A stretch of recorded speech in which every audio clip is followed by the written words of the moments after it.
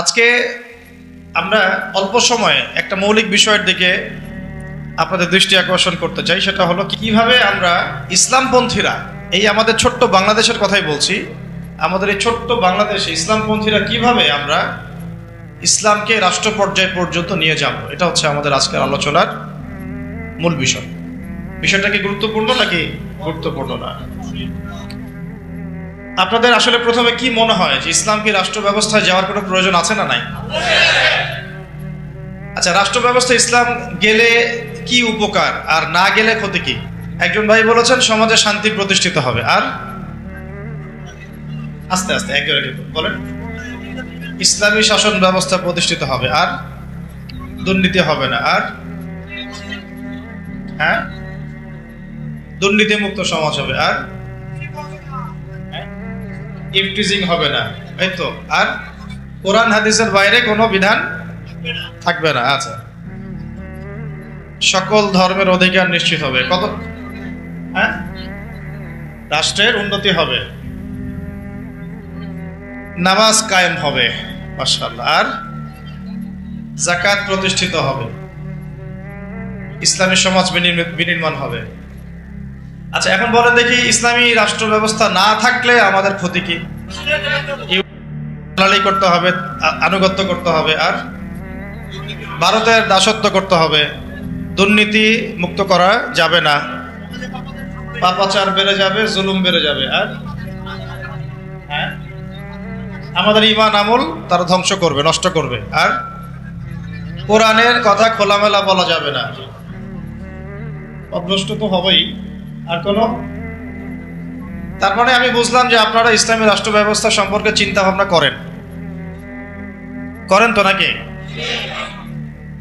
এখন আমাকে একটা উত্তর দেন যে এই যে ফজিলতগুলো আপনি বললেন আর এই যে ক্ষতিগুলো আমরা জানলাম, এগুলো কি বিগত 50 বছরে মানুষ জানে নাই? জানলে পরে কেন এখন পর্যন্ত ইসলাম রাষ্ট্র ব্যবস্থায় যায় নাই? এটা একটা গুরুত্বপূর্ণ প্রশ্ন না? এটা একটা গুরুত্বপূর্ণ প্রশ্ন না? আমরা তো জানি যে আসলে ইসলামী রাষ্ট্র ব্যবস্থা থাকলে এই ফজিলত হবে, আর না থাকলে এই বড় বড় ক্ষতিগুলো হবে। এটা জানার পরেও কেন আজ পর্যন্ত আমরা ওই জায়গায় যেতে পারলাম না কেন? কি মনে হয় আপনাদের? একটা একটা করে কারণ বলেন দেখি, কেন পারলাম না আমরা? একজন একজন করে বলেন, সবাইকে সুযোগ। ইমানি শক্তি দুর্বল, একতা নাই, মাশাআল্লাহ। ছোট একটা ছেলে অনেক মানে বড় একটা কথা বলেছে, একতা নাই। তারপরে দ্বীনি শিক্ষার অভাব, ভেরি গুড। তারপরে দুনিয়াবি, হ্যাঁ প্রযুক্তিগত শিক্ষারও কিছু অভাব আছে। তারপরে লোভ, কিসের? ক্ষমতা, আচ্ছা দুনিয়ার লোভ। আর বলেন, একটা মৌলিক কথাই তো বললেন না। প্রযুক্তির অভাব, ব্যক্তিগত জীবন ইসলামের অভাব, মৌলিক কিছু কথা অবশ্য আসছে না। আরো সুযোগ দিচ্ছি, বলেন দেখি। কোরআন শিক্ষার অভাব, যিনি দাঁড়িয়েছেন বলেন। ভোগবাদিতা, আর আচ্ছা অনেক কারণ আছে, যা আমি কারণগুলো বলবো, আপনাদের কাছ থেকে শুনছি আপনাদের অবজারভেশনটা কেমন। আমাদের যে একজন আদর্শ নেতা নাই, এটা তো বললেন না কেন? হ্যাঁ, একজন যিনি দিন প্রতিষ্ঠা করবেন বা যারা দিন প্রতিষ্ঠা করবেন রাষ্ট্রীয় পর্যায়ে, একজন লিডার তো লাগবে নাকি?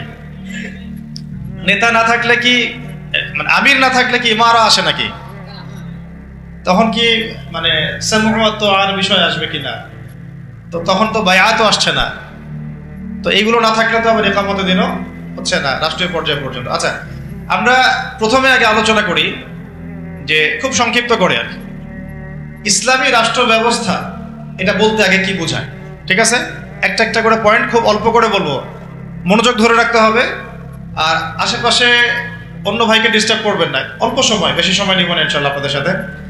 এক নাম্বার কথা হচ্ছে আমাদেরকে আগে বুঝতে হবে ইসলামী রাষ্ট্র কি আর অন ইসলামিক রাষ্ট্র কি। ঠিক আছে, উত্তর অল্প করে বুঝি। ইসলামী রাষ্ট্র বলতে এটা বোঝায় না যে একটা রাষ্ট্রের বেশিরভাগ মানুষ মুসলিম, এটাই ইসলামী রাষ্ট্রের সংজ্ঞা নয়।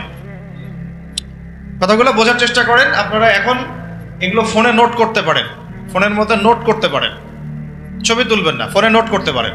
ইসলামী রাষ্ট্র কাকে বলে? যেই রাষ্ট্রের শাসন ব্যবস্থা শুধুমাত্র আল্লাহ এবং তার রাসূলের বিধান অনুযায়ী পরিচালিত হয়, তাকে বলা হয় ইসলামী রাষ্ট্র। কি বললাম বলেন? ইসলামী রাষ্ট্র কাকে বলে? যেই রাষ্ট্রের শাসন ব্যবস্থা, মানে শাসন ব্যবস্থা বলতে রাজনীতি, অর্থনীতি, সমাজনীতি, শিক্ষানীতি, সংস্কৃতি এবং বাকি যত ক্ষেত্র আছে, প্রতিটা ক্ষেত্র যখন আল্লাহ এবং তার রাসূলের বিধান মাফিক পরিচালিত হবে, তখন তাকে বলা হবে ইসলামী রাষ্ট্র ব্যবস্থা বা ইসলামী হুকুমত বা ইসলামী শাসন ব্যবস্থা। যদি একটা রাষ্ট্রের মধ্যে বেশিরভাগ মানুষ মুসলমান হয়, যেমন আমাদের রাষ্ট্র, বেশিরভাগ মানুষ কি মুসলিম না মুসলিম? কিন্তু সেই রাষ্ট্রে আল্লাহ পাকের বিধান বাস্তবায়িত না হয়, তাহলে আমরা সেটাকে ইসলামী রাষ্ট্র বলতে পারি না। সেটাকে আমরা বলতে পারি মুসলিম প্রধান দেশ। কি বলতে পারি? যেমন বাংলাদেশ একটা মুসলিম প্রধান দেশ, এটা ইসলামী রাষ্ট্র ব্যবস্থার দিকে এখনো যায়নি। আবার কোন একটা রাষ্ট্র যেখানে মুসলিমরা সংখ্যাগরিষ্ঠ নয়, তারপরেও সেই রাষ্ট্রের মধ্যে আল্লাহর বিধান বাস্তবায়িত আছে, সেটা বলবো আমরা ইসলামী রাষ্ট্র। বুঝতে পারছি কথা? যেমন হচ্ছে মদিনা রাষ্ট্র। কোন রাষ্ট্র? নবী সাল্লাল্লাহু আলাইহি ওয়াসাল্লামের সেই মদিনা রাষ্ট্র। সেই মদিনা রাষ্ট্রে মুসলিমরা ছিলেন, আনসার সাহাবীরা ছিলেন, মুহাজির সাহাবীরা ছিলেন। আনসার সাহাবীদের দুইটা গোত্র ছিল, আওস এবং খাজরাজ। অনেকে জানেন, অনেকে হয়তো জানেন না, জেনে নেন। আনসার সাহাবীদের দুইটা গোত্র ছিল, একটা আওস এবং একটা খাজরাজ। তাদেরকে বলা হতো আনসার সাহাবী, যারা মক্কার হিজরতকারী সাহাবীদেরকে আশ্রয় দিয়েছিলেন। তাদেরকে কি বলা হয়? আনসার সাহাবী। আর মুহাজির সাহাবী কারা? যারা মক্কা থেকে হিজরত করে মদিনায় গিয়েছেন। তো আনসার এবং মুহাজিরদেরকে নিয়ে নবী সাল্লাল্লাহু আলাইহি ওয়াসাল্লাম একটা ভ্রাতৃত্বের বন্ধন, ঐক্যের বন্ধন গড়েছেন। এছাড়াও মদিনায় কিন্তু আরো অনেক মানুষ থাকতো। যেমন ইহুদিদের তিনটা গোত্র থাকতো সেখানে, বনু কুরাইজা, বনু কাইনুকা, বনু নাজির। আবার পৌত্তলিকরাও থাকতো সেখানে, কিছু খ্রিস্টানও ছিল, কিছু মূর্তি পূজারীও সেখানে থাকতো, বা আরো কিছু বিধর্মী মানুষও সেখানে থাকতো। মুসলিমরা কিন্তু সংখ্যাগরিষ্ঠ ছিল না। মুসলিমরা সংখ্যাগরিষ্ঠ কিন্তু ছিল না। হবে হয়তো 50-50 পার্সেন্টেজ, হবে তো 50% তাদের, 50% আমাদের, অথবা তাদের 40% আমাদের 60%, অথবা আমাদের 60% ওদের 40%। কিন্তু এমন ছিল না যে আমাদের দেশের মতো 90% মুসলিম, এমন ছিল না মদিনার অবস্থা। এমন ছিল না মদিনার অবস্থা। আমি কি বুঝাতে পারছি ভাই? মদিনার হালতটা কিন্তু আমাদের দেশের মতো এরকম ছিল না যে 90% মুসলিম মদিনায়, বাকি সব অমুসলিম, এমন না। বরং হয়তো 50-50 বা 60-40 বা 40-60। তারপরেও মদিনা রাষ্ট্রে যেহেতু আল্লাহ এবং তার রাসূলের বিধান দ্বারা সেই রাষ্ট্র পরিচালিত হয়েছে, এই জন্য আমরা মদিনা রাষ্ট্রকে বলি একটা প্রথম ইসলামিক রাষ্ট্র। মদিনা রাষ্ট্র কি ইসলামিক রাষ্ট্র ছিল, নাকি গণতান্ত্রিক, সেকুলার বা আমাদের মতো এই মানবরচিত সংবিধানে চলেছে? কোনটা? বুঝে কথা বলেন। মদিনা রাষ্ট্র কি আল্লাহ এবং তার রাসূলের বিধান অনুযায়ী চলেছে? চলে নাই?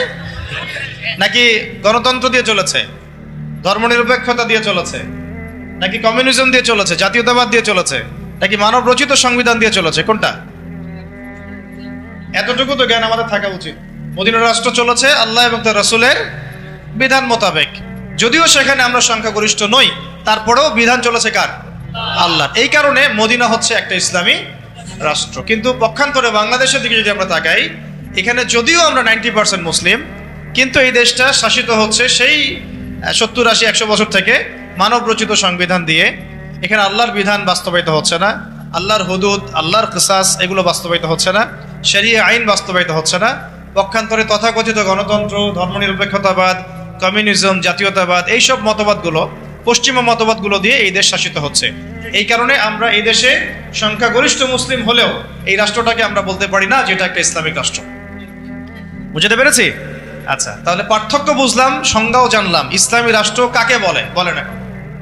যেই রাষ্ট্র আল্লাহ এবং তার রাসূলের বিধান দ্বারা পরিচালিত হয় তাকে বলা হয় ইসলামী রাষ্ট্র। তাহলে আপনারা নিজেরাই বুঝতে পারবেন যে আমরা আসলে কোন জায়গায় আছি। আমরা কি আদৌ ইসলামী রাষ্ট্রে আছি? আমরা মুসলিম প্রধান দেশে বাস করি। আমরা মুসলিম প্রধান দেশে বাস করি। এখন একটা হাস্যকর কথা শুনেন। হাস্যকর কথা হচ্ছে, ধরেন যে আমার একটা বাড়ি আছে, এই বাড়িতে আপনাদের সবারই তো বাড়ি ঘর আছে, তো যার যার বাড়ি সেখানে তার তার হুকুম চলে না, নাকি আপনার বাড়ি আমার হুকুম চলে? কোনটা? বাড়ি যার হুকুম তার চলে না। আচ্ছা, এখন ধরেন যে আমরা 10 ভাই একটা এলাকার মধ্যে আছি। এই 10 ভাইয়ের যে মতবাদ বা আদর্শ বা যে মন্তব্য, যেটা মাশওয়ারা রায়, অন্যদের উপরে সেটা প্রাধান্য পাবে না। আমার বাসায়, আমি আমার বাসায় 10 ভাই নিয়ে আছি ধরেন, আমরা সবাই 10 ভাই, মায়ের পেটের ভাই বা ইমানি ভাই, আর বাকি আছে কিছু অল্প কিছু মানুষ, 2 জন 3 জন 4 জন, এরা কেউ বিধর্মী, কেউ অন্য মতবাদের। তো এইখানে যখন কোনো রায় নিব বা যখন কোনো ফলাফল প্রতিষ্ঠা করব, তখন আমরা কার রায় নিব? ওই 10 ভাইয়ের রায় নিব নাকি ওই 2-4 জনের রায় নিব? স্বাভাবিকভাবে ওই 10 ভাইয়ের রায় প্রাধান্য পাবে, যেহেতু আমি এখানে সংখ্যাগরিষ্ঠ, তাই তো? এবং আমরা আল্লাহর এবং তার রাসূলের বিধান অনুযায়ী চলছি, তাই আমাদের কাছে তো উৎসটাও অভ্রান্ত সত্যের উৎস, এখানে তো বাতিলের কোনো সংমিশ্রণ নাই। তো এখন বাংলাদেশে 90% মুসলিম থাকার পরেও, 90% মুসলিম থাকার পরেও বাংলাদেশের রাষ্ট্র ব্যবস্থায় কোরআনের বিধান বাস্তবায়িত হয় নাই। বাংলাদেশের রাষ্ট্র ব্যবস্থায় আল্লাহর শরিয়া আইন বাস্তবায়িত হয় নাই। বাংলাদেশের শিক্ষা ব্যবস্থায় ইসলামী শিক্ষাকে বাধ্যতামূলক করা হয় নাই। বাংলাদেশের সংস্কৃতির মধ্যে ইসলামী সংস্কৃতিকে বাধ্যতামূলক করা হয় নাই। বাংলাদেশের অর্থনীতির মধ্যে সুদবিহীন ইসলামী অর্থনীতি বাস্তবায়িত করা হয় নাই। বাংলাদেশের রাজনীতির মধ্যে ইসলামী কোরআন এবং সুন্নাহ ভিত্তিক ইসলামিক যে রাজনীতি, নবী সাল্লাল্লাহু আলাইহি ওয়াসাল্লামের যে রাজনীতি, এটাকে বাধ্যতামূলক করা হয় নাই। ব্যাপারটা হাস্যকর না? আমার ঘর, আমার জমিন, আমার দেশ, আমার মাটি, আমরাই সংখ্যাগরিষ্ঠ, আর আমাদের ধর্মেই এখানে উপেক্ষিত। কি বুঝতে পারছেন না? ঘর আমার, বাড়ি আমার, এলাকা আমার, আমরা মুসলিম, সংখ্যাগরিষ্ঠ আমরা, তারপরেও আমাদের দেশে আল্লাহ এবং তার রাসূলের আইন বাস্তবায়িত হয় নাই। সংবিধানের মধ্যে ইসলাম স্থান পায় নাই। রাষ্ট্রধর্ম ইসলাম হবে কিনা ভোটাভুটি করতে হয়, সংবিধানে বিসমিল্লাহ থাকবে কিনা ভোটাভুটি করতে হয়। সুবহানাল্লাহ, আস্তাগফিরুল্লাহ, লা হাওলা ওয়ালা কুওয়াতা ইল্লা বিল্লাহিল আলিয়্যিল আযীম। তাহলে দেখেন, চিন্তা করেন কত বড় ধোঁকাবাজি, কত বড় প্রতারণা আমাদের সাথে। 90% মুসলিম আমি, তাহলে তো আমার কথা এখানে দাপটের সাথে মানতে হবে নাকি? কথা তো খুব সিম্পল। আমার জায়গা, আমার জমি, আমার দেশ, আমার বাড়ি, আমার জাতি, আমরা মুসলিম, তাও আবার সংখ্যাগরিষ্ঠ, তারপরে আমরা দাসত্ব করতেছি পশ্চিমাদের। তারপরেও রাজনৈতিক ক্ষেত্রে আমরা দাসত্ব করতেছি পশ্চিমা তথাকথিত গণতন্ত্রের, আব্রাহাম লিঙ্কন যে ধর্মের প্রবক্তা আর কি, তারপরে কমিউনিজমের, তারপরে সেকুলারিজমের, ধর্মনিরপেক্ষতাবাদের, জাতীয়তাবাদের, এইসবের দাসত্ব করতেছি আমরা। আমরা আবার অর্থনৈতিক জীবনে এসে সুদের দাসত্ব করতেছি, নাউযুবিল্লাহ। আমরা আবার শিক্ষা ক্ষেত্রে এসে সেকুলার শিক্ষা ব্যবস্থার দাসত্ব করতেছি। সমাজ ব্যবস্থায় এসে যত রকম কুফরি, শিরক এবং জাহালাত, এগুলোর দাসত্ব করতেছি। আমরা আবার ব্যক্তি জীবনে এসে দেখা যাচ্ছে, হ্যাঁ, ব্যক্তি জীবনে এসে কেউ কেউ ধর্ম পালন করছি, তাও সেটা মসজিদের ভিতরে, হয়তো নামাজ, রোজা, হজ, যাকাত, তাসবিহ, তাহলিল, জিকির, আজগার, এইটুকু সীমাবদ্ধ। ইসলামকে যখন আমরা বলছি ইসলাম শিক্ষায় থাকবে, সমাজে থাকবে, সংস্কৃতিতে থাকবে, অর্থনীতিতে থাকবে, রাজনীতিতে থাকবে, তখন তারা আমাদেরকে আবার বলছে আমরাই জঙ্গি, সন্ত্রাসী, মৌলবাদী। কত বড় প্রতারণা আমাদের সাথে করা হচ্ছে বা হয়েছে, এটা কি বুঝতে পারছেন কিনা? সবাই বুঝবেন এই কথাগুলো, আমি জানি। যাদের বোঝার তারা বুঝেন, তারা বুঝলেই হবে আর কি। কারণ বাংলাদেশে ইসলামী শাসন ব্যবস্থা গরু ছাগল দিয়ে হবে না। বুঝাতে পারছে কিনা? এটা মানে খুব উঁচু লেভেলের একটা ইবাদত। এই কারণে দেখা যাবে এটা প্রতিষ্ঠিত করার জন্য খুব বুদ্ধিদীপ্ত প্রজন্ম লাগবে আর কি।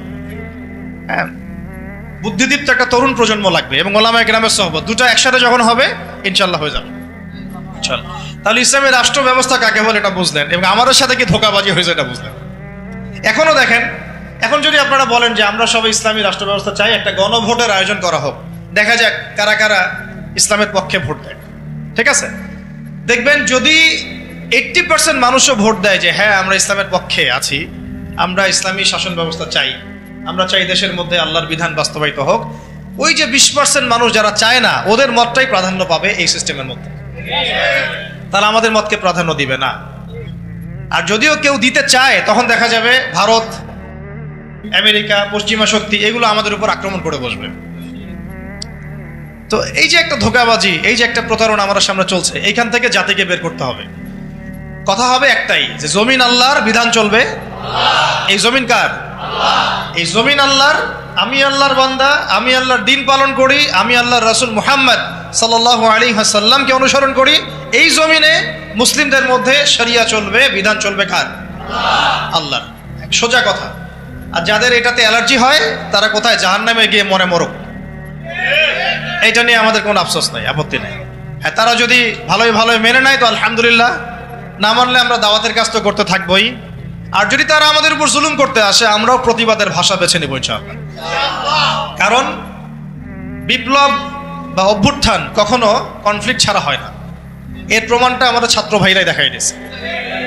একটা আদর্শকে যদি আপনি রাষ্ট্র পর্যায় পর্যন্ত নিতে চান, সবসময় শুধু দাওয়াতের মেহনত দিয়ে যথেষ্ট হবে না। অনেক সময় প্রতিবাদের ভাষারও প্রয়োজন আছে, এবং প্রতিবাদের ভাষায় কথা বললে যে কাজ হয়, এটা তো জুলাই মাসে এর প্রমাণ বহন করছে না? এখন যারা জুলুম করেছে ছাত্র ভাইদের উপরে, এবং ছাত্র ভাইরা যখন এটাকে প্রতিবাদ করেছে, তার একটা দাবি নিয়ে যখন, এক দফা দাবি নিয়ে যখন রাস্তায় নেমেছে, তখন আমরা কি ছাত্র ভাইদেরকে বলেছিলাম যে ছাত্র ভাইরা বুকে হাত দিয়ে বলেন তো, কেউ কি বলেছে এই ছাত্র ভাইরা সন্ত্রাসী, এই ছাত্র ভাইরা উগ্র? বলেছে কেউ? কেউ যদি বলে থাকেও, এই কথাটা কি সঠিক হবে না ভুল? এই কথাটা কি ইনসাফ হবে না জুলুম? বরং এই ছাত্র ভাইরা ছিল মাজলুম, তাদেরকে নির্বিচারে গুলি করে হত্যা করা হয়েছে। এর পরবর্তীতে তারা এই পদক্ষেপ নিয়ে রাস্তায় নেমেছে। প্রথমে তো তারা নামে নাই, নেমেছিল না। এখন একটু একটা বিষয় খেয়াল করে দেখেন, গণতান্ত্রিক পদ্ধতিতে এইরকম কনফ্লিক্টগুলোকে কিন্তু আমরা জঙ্গিবাদ, সন্ত্রাসবাদ এগুলো বলি না। বলি? এই গণতান্ত্রিক পদ্ধতিতে এই ধরনের কনফ্লিক্টগুলোকে, এই যে কনফ্লিক্ট বুঝেন কিনা, কনফ্লিক্ট মানে এই যে সংঘর্ষগুলা, এগুলোকে কিন্তু আমরা জঙ্গিবাদ, সন্ত্রাসবাদ, মৌলবাদ বলছি না। কিন্তু এই ছাত্র ভাইদের জায়গায় যদি রাস্তায় আমি, আপনি, ওলামায়ে কেরাম থাকতাম, তাহলে আমাদেরকে তারা বলতো এরা মৌলবাদী, জঙ্গি এবং সন্ত্রাসী। ধোঁকাবাজি, বুঝতে পারছেন? ঠিক এই ঘটনাটাই ঘটেছিল শাপলা চত্বরে। এরকমই ঘটনা। ওই সময় তো ছাত্র ভাইয়েরা আমাদের সাথে ভেবে ছিলেন না, ছিল শুধু ওলামায়ে কেরাম এবং তোল্লাব যারা, তারা ছিলেন। কথা হচ্ছে, তখন কিন্তু আমাদেরকে জাতির সামনে এবং পুরো বিশ্ব মিডিয়া উপস্থাপন করা হলো যে এরা উগ্র, এরা জঙ্গিবাদী, এরা সন্ত্রাসী, তাই না? বহুজনের ঘাড়ে 10টা-20টা করে মামলা ঝুলা দেওয়া হলো, কত ভাইকে শাপলা চত্বরে নির্মমভাবে গুলি করে হত্যা করা হলো। তো এই যে বিষয়গুলো, ইসলামকে কিভাবে তারা সমাজ থেকে সংকীর্ণ করে, এটা আপনাদেরকে বুঝতে হবে। যখন ইসলামের প্রশ্ন আসে, তখন তারা আমাদের উপর এমন জুলুমের স্টিম রোলার চালায় যেটা আবু জেহেলও করে নাই। কিন্তু গণতান্ত্রিক পদ্ধতিতে যখন তারা কোনো কনফ্লিক্টে যায়, তখন তারা কিন্তু এটাকে জঙ্গিবাদ, সন্ত্রাসবাদ বলছে না। বরং আমরা বলছি ছাত্র ভাইরা সাহসিকতার পরিচয় দিয়েছেন, এবং তারা ছিলেন এখানে সবচেয়ে হকপন্থী। তারা হকপন্থী ছিলেন না, বিপরীত পক্ষ হকপন্থী ছিল। তো এখন হকের তো বিজয় হলো, এটাও তো দেখলাম। আর বিজয়ের সময় কি তারা শুধু দাওয়াত দিয়েছে? যখন তাদেরকে মেরেছে, তারা কি বলেছে ভাই আর মারিয়েন না, আল্লাহর রাস্তায় আর মারিয়েন না? নাকি তারাও দুই একটা লাঠিসোঁটা নিয়ে প্রতিবাদ করেছে? কোনটা? আর এই প্রতিবাদটাই যদি আবু আদনান করতে যাইতো, তাহলে সমস্যা ছিল। এই প্রতিবাদটাই যদি আমাদের ওলামায়ে কেরাম করতেন, তাহলে সমস্যা ছিল। এই প্রতিবাদগুলো যদি আমরা বেশি না, ওই যে কুরবানির জবাই করা ছুরিগুলো নিয়ে বের হইতাম, তাহলে অবস্থা খারাপ ছিল। অস্ত্র শস্ত্র তো না, এগুলি অস্ত্র তো সবার বাসায় আছে না, কুরবানির গরু জবাই করা ছুরি। তারা বের হয়েছে কি নিয়ে? সাউন্ড গ্রেনেড নিয়ে, মেশিন গান নিয়ে, AK-47 নিয়ে শুয়ে শুয়ে গুলি করতেছে, আর বলতেছে যে 5টারে মারলাম, 10টারে মারলাম। ভিডিওগুলো দেখেন নাই? তো এর বিপরীতে ছাত্র ভাইরা কি নিয়ে বেরোছে? লাঠি সোটা, ইটপাট কেলেই তো। এই তো, এমনকি ওই যে আপার অনুসারী যারা ছিল, তারা যে অস্ত্রশস্ত্রগুলো নিয়ে শোডাউন করেছিল আর কি, সেগুলোও কি ছাত্র ভাইদের কাছে ছিল কি? ছিল না। এমনকি মেয়েদেরকেও মার খেতে হয়েছে, তাই না? কথা হচ্ছে, এর যদি 10% ওলামায়ে কেরাম কেউ করতো, তাহলে সারা দুনিয়া জুড়ে একটা ইস্যু তৈরি করা হতো যে বাংলাদেশ একটা মৌলবাদী রাষ্ট্র হয়ে গেছে। আপনাদেরকে বিশ্বের এই সভ্যতার এই ষড়যন্ত্রগুলো বুঝতে হবে, সভ্যতার বৈশ্বিক এই ষড়যন্ত্রগুলোকে বুঝতে হবে। এই সমস্যাটা শুধু আমাদের আঞ্চলিক সমস্যা না, এটা একটা বৈশ্বিক সমস্যা। যখনই মুসলিমদের উপর জুলুম হয়, মুসলিমরা যদি মার খায়, মার খাওয়া অবস্থাতেও তাদেরকে বলা হয় সন্ত্রাসী, জঙ্গি। আর যদি তারা প্রতিবাদের ভাষা বেছে নেয় তাহলে তো সারা বিশ্ব মিডিয়া ফলাও করে প্রচার করে যে এই মুসলিমরা জঙ্গি সন্ত্রাসী, এরা উগ্রবাদী, এরা রাষ্ট্রে অস্থিতিশীলতা সৃষ্টি করতে চায়, এদেরকে রাষ্ট্র থেকে হটাও, এদেরকে গুম করো, এদেরকে খুন করো, এদেরকে ক্রস ফায়ারে দিয়ে দাও। এইভাবেই জুলুম করা হয়েছে আমাদের সাথে বিগত প্রায় 50 বছর থেকে।